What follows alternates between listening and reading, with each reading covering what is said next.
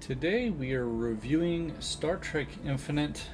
I've played for roughly about 4 to 5 hours as the Federation here. Um, and, I've kind of put it on fast and just I keep pausing every time something happens and try to get things done in between. But um, it's it is very much like Stellaris. If you um, are used to Stellaris, you're going to easily adapt, I think.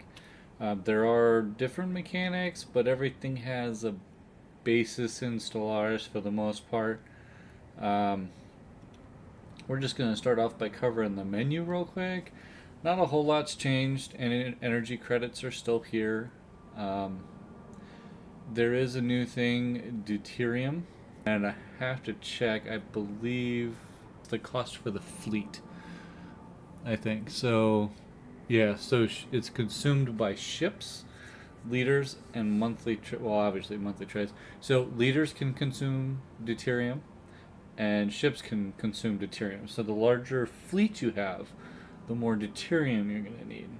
2 pink dots. Um, you know what I don't like about this menu is it doesn't go away as quick as I would like it to do. Like if I'm off the icon, I want it gone so I can go to the next one. See, I can't go to the next one without going way away and then coming back. I wish they would fix that. You use it to get alloy. Food, obviously, same thing, universal.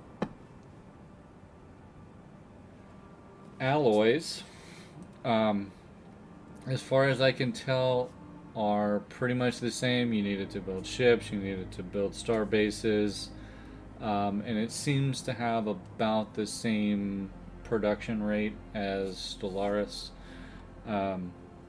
So not a whole lot changed there, just a refresh of the icon. But I'll tell you what, overall I do like the icons. The colors are refreshing, and I think they're unique enough that I don't have to second guess. I look at it, I know what it is. But yeah, and then there's Unity. Same thing that it was used for before. And it just got a little bit of an icon refresh. From what I can tell, if you're going the Federation, I can't speak to the other power because I haven't played them, but at least for the Federation, I seem to be getting a lot very fast. I'm only through I'm only through 3 missions. I've built the Enterprise D, and I've understand the unknown. But these things generate, like just the missions, they generate Unity. A bunch of the events that come up generate Unity. So I have gotten a lot of traditions already for just being as far in as I am. So I've unlocked the entire research tree and gotten my Ascension perk for Spirit of the Times, and I've unlocked and gotten the first one over here in just the Federation specialty tree, which at this point in the game, I mean, it's if it's not on par with Stellaris, it's maybe just slightly ahead, but that's good. And then you have Influence, same thing as Stellaris. Like it's pretty much an overhaul mod of Stellaris, but it is a separate game. It's asked a lot. The game is based off of the code for Stellaris pre-Nemesis. Nimble Giant bought the rights to use the game code, and from there they use it as a platform to build out their own product. So hopefully that answers that question for a lot of people. The influence, setting up treaties, stuff like that will cost you influence, and you need influence to build. Let me take my construction ship here. So if I wanted to do Colada right here, I need influence in alloy, which is the same as it was in Star Trek Infinite, Stellaris. And now I cannot build though anywhere. This is a new change because of the warp lanes that they've changed it to for movement. So a construction ship has to stay within the bounds of the warp range, like the military ships do. So I can only build within warp range. So I can't just go all the way out to the other half of the map and build a colony. I have to just slowly creep out. Now, unless for some instance, I don't know if there's an event that gives you a colony way out somewhere, I don't know. And then from there you could probably branch out, but I haven't encountered anything quite yet. But the science ships aren't limited by warp range, so they can just go all across the map. They can go anywhere. And the Cerritos and the Enterprise are considered science ships, so they can go anywhere. Which is kind of crazy because the Enterprise is also a warship, so it being able to go everywhere, I think is a little overpowered, but you know, don't take it away, please. So anyway, back to what we were talking about. So yeah, so that all the changes are good there, but they're pretty much the same. So if you create a treaty, make a trade pact, it's gonna eat away at your influence, and you won't expand as far, as quickly. So in this particular game, I've been focused on accruing influence. Any event that I don't think the choice I make would be detrimental, but it offered influence, I took it. As you can see, because I've gotten a lot of extra I've gotten this territory over here. I've taken this planet, I renamed it to Terra Nova, and I've been basically trying to cut off the Klingons. My intentions in this particular game are going to be to blindside the Klingons. So I'm basically just trying to cut them off. So I've spent a lot of influence trying to get out here to block them off. Now they could technically, if they got around me, could build here. But my goal is going to be to get Otanda next, to block them off so they can't even get through here without going way around. So once a colony is out of their warp range, they can't get to it. So like you saw there with the construction ship, see, so I can't build a colony back here because I can't get a construction ship back there. So they can't do the same. So if I, like right now, sorry, I didn't mean to do that. Kofar, the warp range probably includes Otanda. It may even include Onina. But just to be safe, I'm going to take Otanda. That way they can't build anywhere out here without pushing out farther. So I can kind of keep an eye and know in the back of my mind what their warp range is and where they can actually plop down and try to build their territory out. So I kind of like that aspect. It's not, you don't get blindsided by some dude, you know, building a territory right next to yours, where you're like, how the hell did they get there? So that'll avoid that. Now I did, really cool new feature is, yes, the minor civilizations now in Stellaris, at least by the last time I played, you just interact with them, and I don't think the Federation per se, they could join the Federation or your alliance or whatever, coalition. They always remained their separate entity. What I really love about Star Trek Infinite and how they've dealt with the Federation as a whole and their mechanics is, one, you can request them to integrate into you, and then they become part of you, and you don't have to share a fleet with them. Their fleet just becomes yours. I really love that, and that's why I'm having so much fun playing the Federation. So anyway, I think we get a little sidetracked. Let's get back to it. Research, like I said, just a refresh to the icon. So this new one is dilithium. This is crucial to the construction of warp drives. I actually have not messed with it yet. We can take a look at it right now. It says for the construction of warp drives. So I'm guessing it's going to be some sort of cost to build a ship. So I have unlocked the Intrepid. Let's see what this does. So that's my warp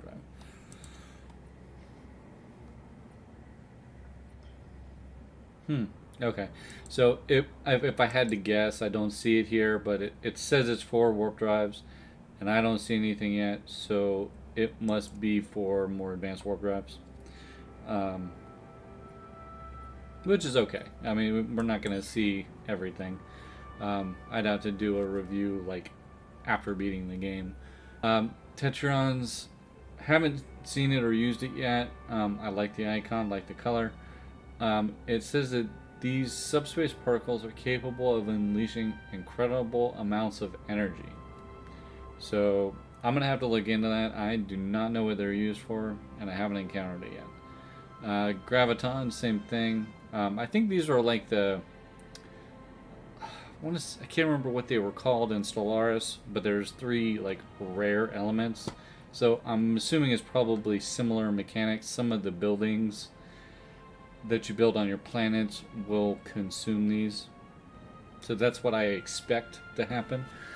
But I'm just curious as to how they integrate them, but that's probably how they do it. And then nanites, small robots size of the alarm, allow you for manipulation of matter on its smallest scale.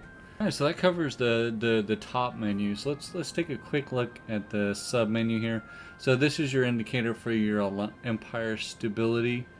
And it represents the empire's overall order and satisfaction. Improving or decreasing a colony's planet stability affects empire stability.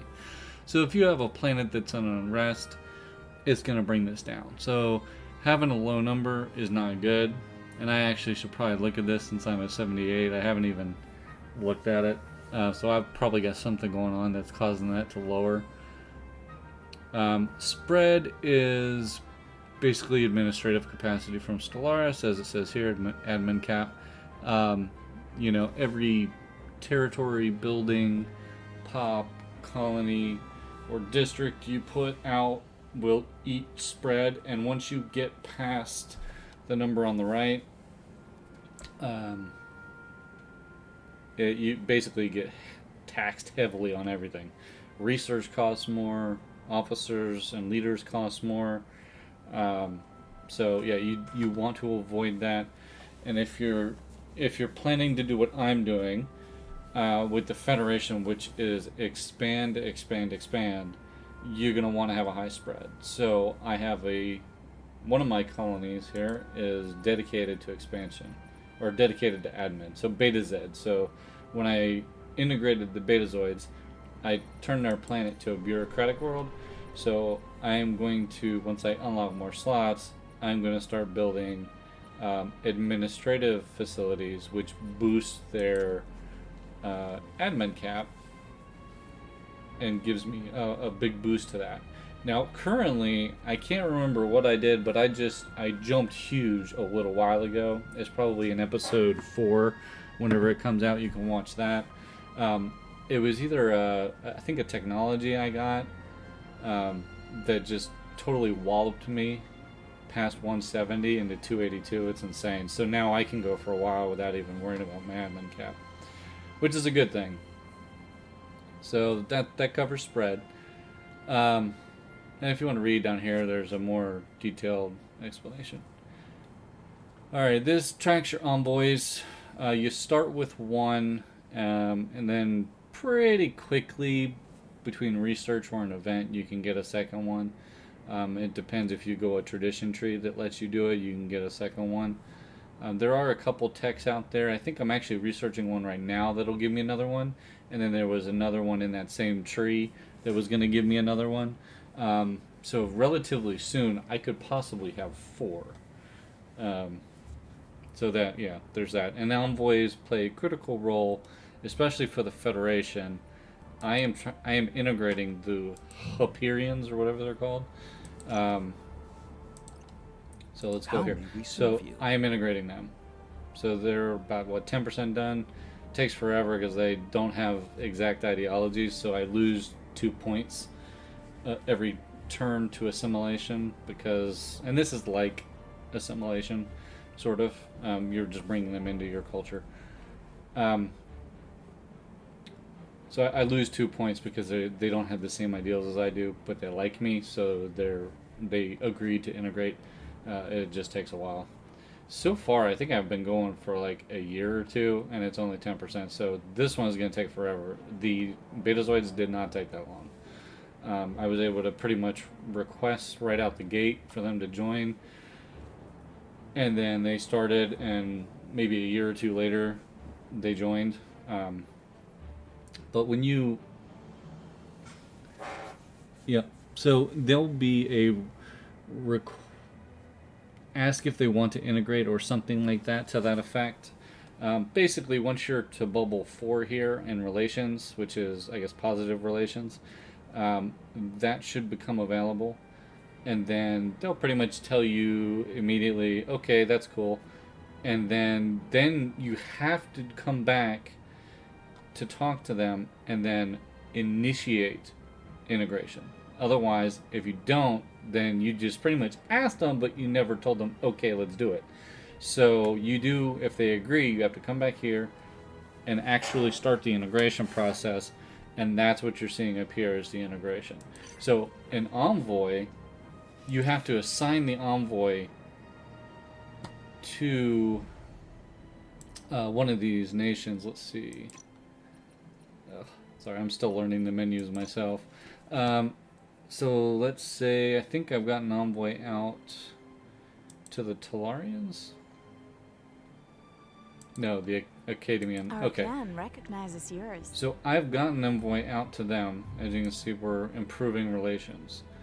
So you'll have an option here to improve relations, and you can send an envoy, which basically steadily raises your opinion with them by a couple points each turn, up to a maximum of 100, and then their job's considered done, and you just have to reassign them. Doing other things increases your popularity with them. Commercial packs, research packs, guaranteeing their independence, opening borders, doing missions for them. So requesting a mission is also cool. I like that. It's expensive. Like right now, it costs me 600 energy credits to request a mission. And the last mission I requested was on the other side of my territory, and it required a construction ship that was on the opposite side. I did not get there in time. So you have to be prepared to act quickly on those missions. So that's just a heads up. But I did complete one for the Beta Zeds, I think, and it drastically bumped me up. And you can assign envoys for other things. The game will prompt you when they come up. So you always want to make sure you have one that's available to be reassigned, because I think they lock for a certain period of time after they're assigned. So after you sign your first one, I'd say give it half the amount of time. Don't assign a second one. And then you can assign the second one. That way, if you get to something that needs an envoy, chances are by then you'll have one that is available to move, and you can move him. That way you can just kind of rotate them around. But yeah. Alright, Empire population. Obviously, for the Federation, this is going to have a list. Because the Federation spreads out. Now, the Klingons are probably just going to say Klingon. Unless they start conquering people, and then they may have other populace. But it's going to list all the races of people that are in your empire. Alright, now officers is a new thing. It may or may not have a Stellaris-based mechanic. I can't remember. I haven't played Stellaris in a while. But officers in this game are the core mechanic to how you crew your ships. So, as you see here on the Enterprise, the Enterprise has, where is it? Right here, officers. So, it has 2 officers, and I think that, yep. So it has 3 bars when it's in combat. Green, which is hull, blue, which is shield, and this, like, yellow beige that is officers. I'd have to I haven't looked at it entirely. Maybe this will tell us. So officers are the brave members of your empire who crew military ships. Different ship hulls require a different number of officers, and are hindered when understaffed. Gain more officers by constructing specific buildings on your colonies. Okay, so obviously buildings can generate more officers, and I think that's like Starfleet Academy is that building. It basically increases your officer production rate. And from what it sounds like, officers affect your effectiveness on the ship. So I'm guessing, your rate of fire, your shield regeneration, your hull repairing. The more officers you have, the faster that stuff can be done. And during combat, in a fight, your officer count will slowly go down as your ship gets damaged. So if you're in a heavy fight and you have no officers left, you really don't want to continue pressing.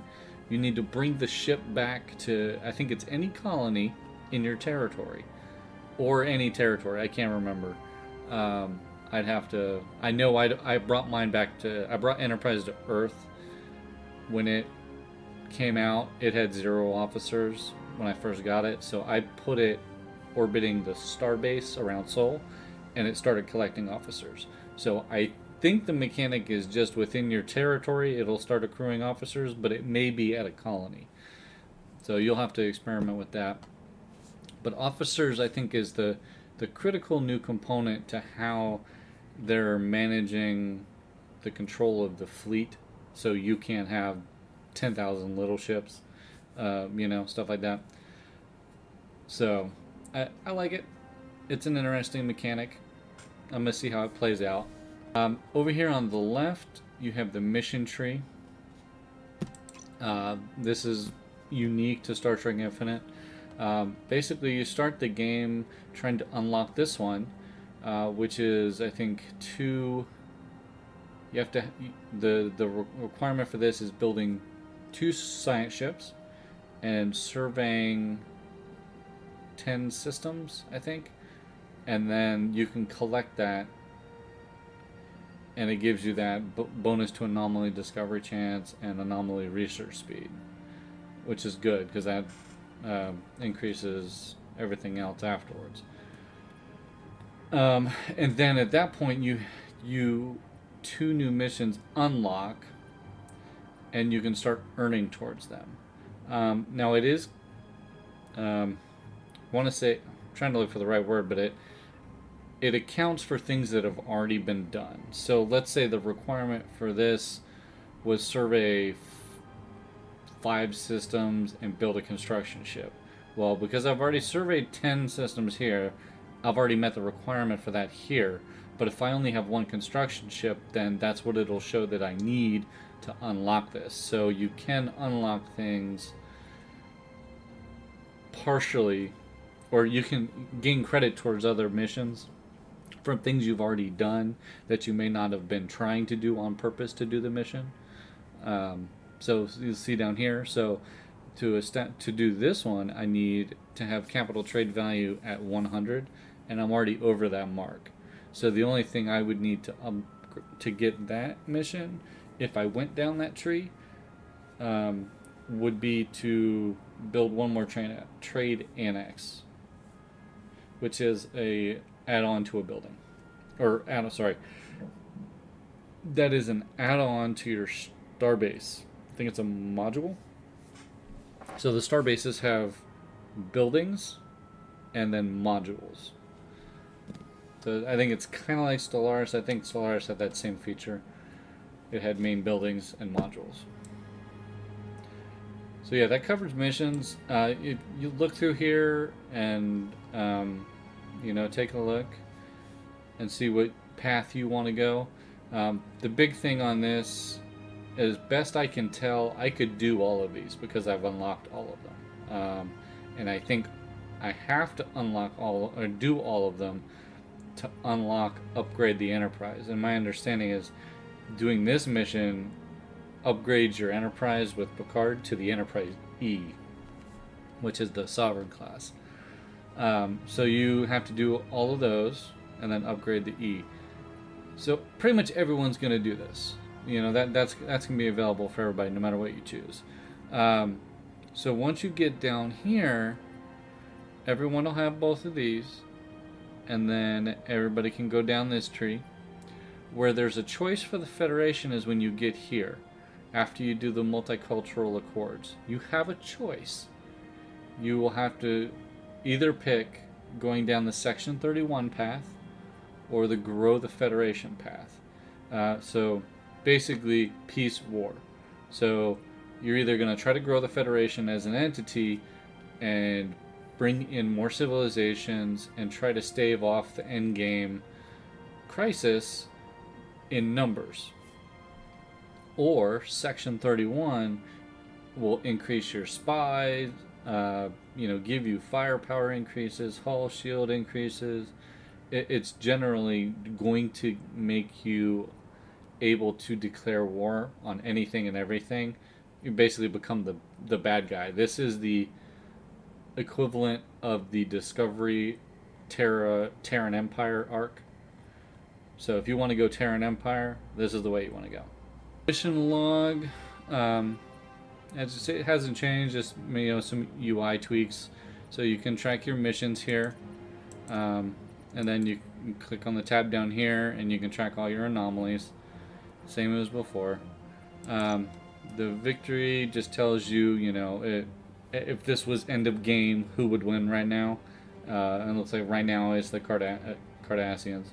I totally forgot because I did not want to suck away my influence to back the Bajoran War. So Cardassia ended up basically doing what I did to Beta Z. They asked them to come in and they agreed to come in. So yeah, so we lost Bajor. Deep Space Nine is not a thing in this playthrough. But I had decided at the beginning I wasn't going to worry about Cardassia. I was just going to keep them at bay. That I'm focusing this playthrough on terrorizing the Klingons. So the balance of power tab shows which civilization that's okay in my respect. But yeah, it'll tell you here who's winning, who's losing. You can see there's a lot of statistics. You can check it out in your game. Context, very simple. The icons may have changed slightly, but relatively the same. It tells you if you have a Census Belli or a Casus Belli against an empire, if you have a peace treaty, if you have a trade treaty, if they're a non-player, player, and it tells you their pop loyalty. Alright, market hasn't changed a whole lot, just incorporating the new icons. You can set monthly buys and sells, and basically the market takes a cut. So everything based off of a unit of one. Now prices, so I'm selling for 70 for one of these. And that's the one thing okay, so the only thing that changes their value per se, so basically these three have the same value. Food, deuterium, and minerals. Because they're in, to buy 100, it costs, 1 unit. So alloys, to buy 1 unit, is 25. So it costs 4 times more to, or worth 4 times more is what alloys are. So you're going to get 4 times the amount of credits for selling 25 alloy as you would 100 minerals.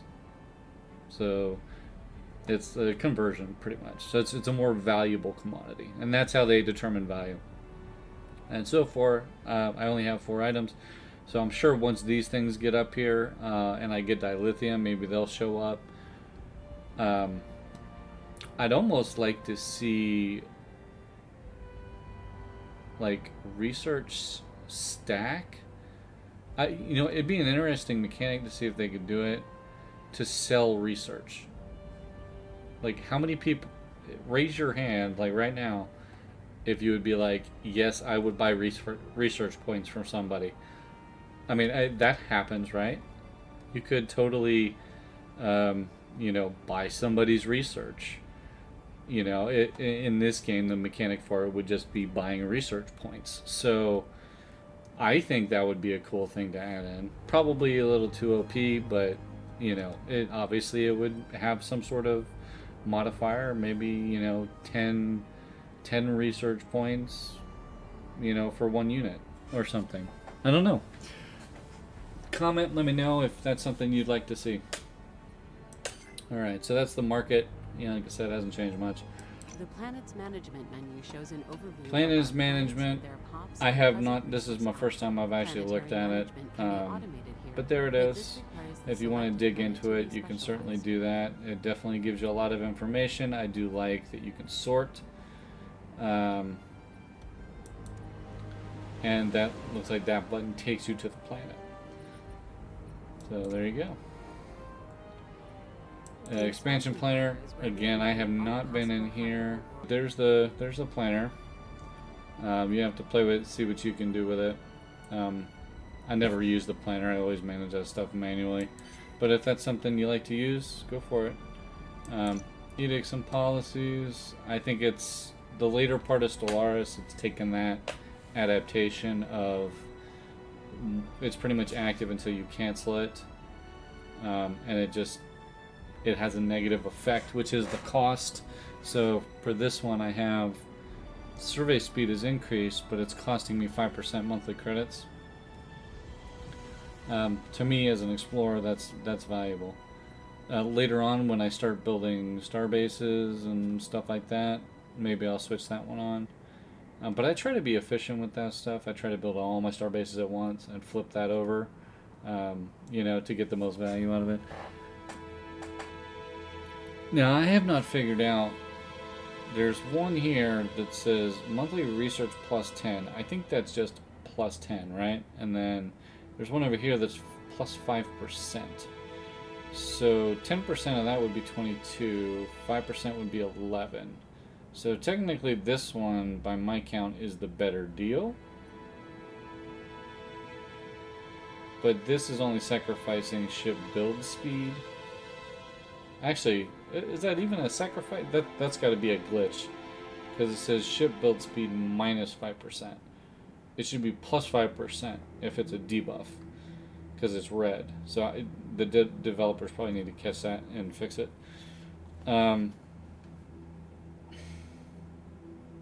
But yeah, so I'm not sure. But then this also gives an anomaly research speed bonus and just a general research speed bonus. So it has, but it's got a higher cost as monthly credits increase.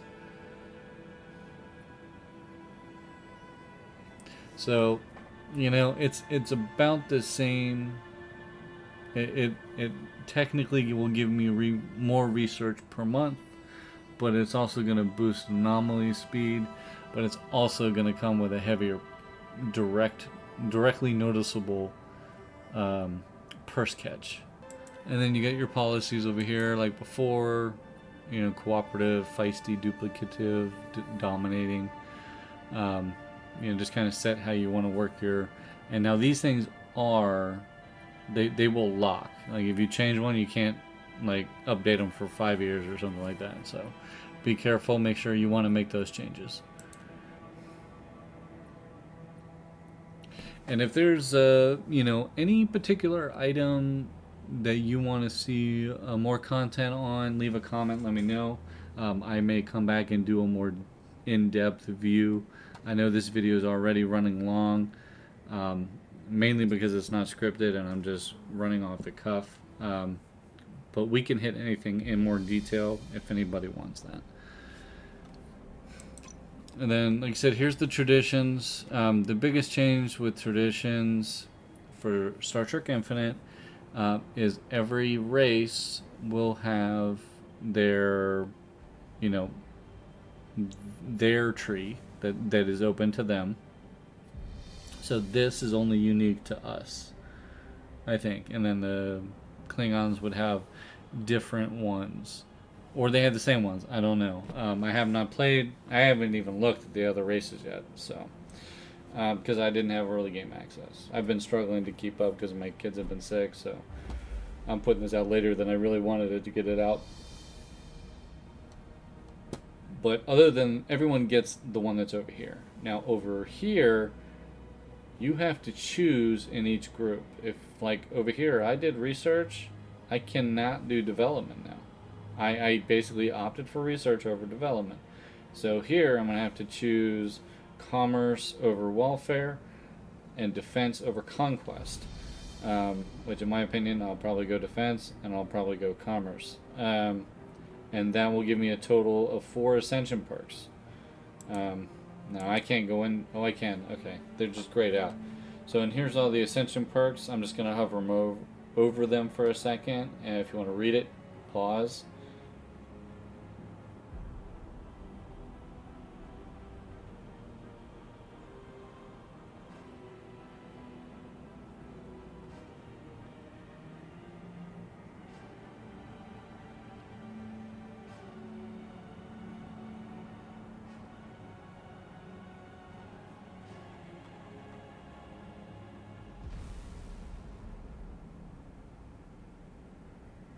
Alright, so there's all the Ascension Perks.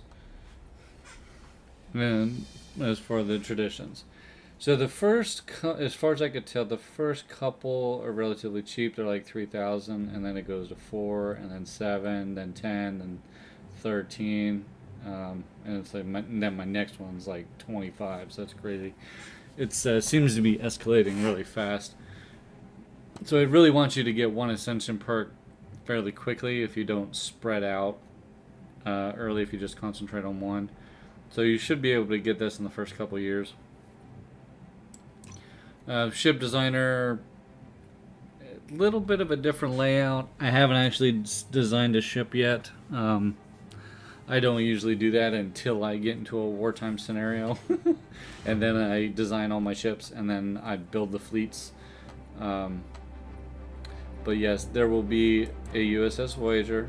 I will design that ship solely based on her diagnostics, or not her diagnostics, her ship build out in lore, and she will just roam the galaxy as the best looking ship ever.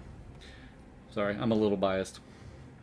And then your fleet manager. Schematics for our military fleets. When Again, dozens or even hundreds of hardly ships, ever use the fleet management manager. can be vastly simplified by I using usually this just method. work on them over there.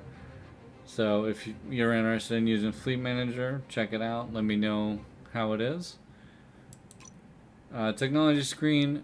So tech has changed slightly. I'm not going to do it right now because I don't want to interrupt anything that's going on. But basically, when, let's say, this territory or this this scientist is done, you then click to select a tech. You have 3 different, or 4 depending on perks and stuff.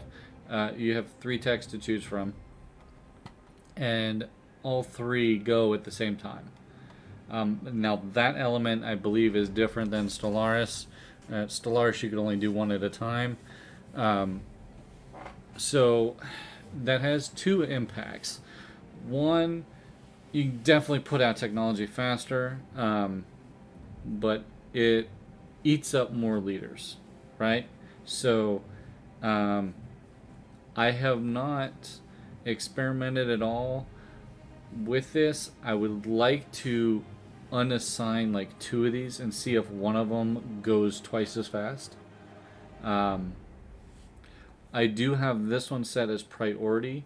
Not sure exactly what that does. I might have to experiment with that later.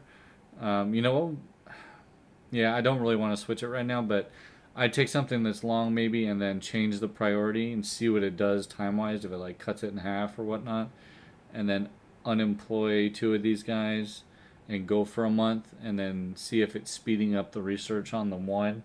I'd be curious to see if that's the mechanic. If it's not, I think it should be.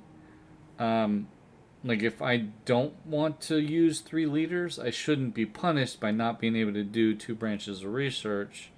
I should be, the trade-off would be not sucking up 2 science leaders, but just putting a little more focus on 1 tech at a time. So we'll play with that. That's something to come down the road. We'll have to think about that and do some testing. And hopefully the devs hear us. And if that's a feature you want, put it in the comments. Let me know. The species screen shows all of the species we Species screen. I have not been here yet. This is my first time here, but it's just like the species screen from Stellaris for the most part. Just different icons and stuff. You can say things are founding members or trusted members or unproven members. I decided early that any new entrant into the Federation would be a trusted member, so it puts all of them as trusted.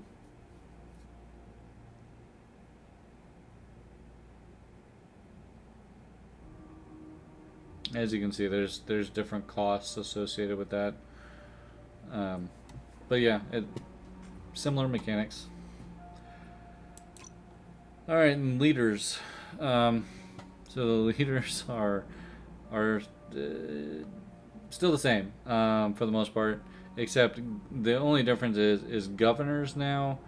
They basically come with their own ship.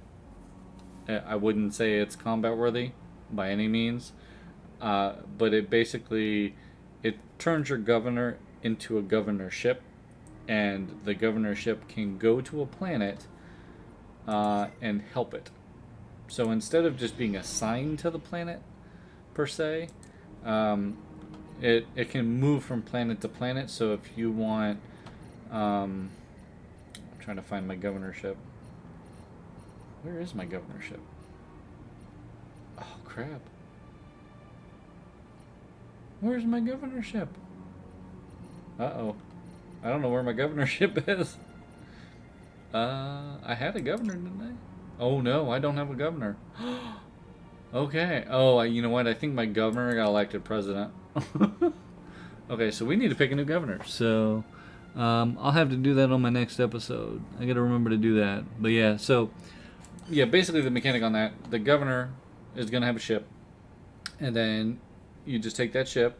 I believe it's classified as a civilian ship, and you take it to the planet, and you right click on the planet, and it gives you options for like helping the workforce, helping the rulers, this, that, and the other thing.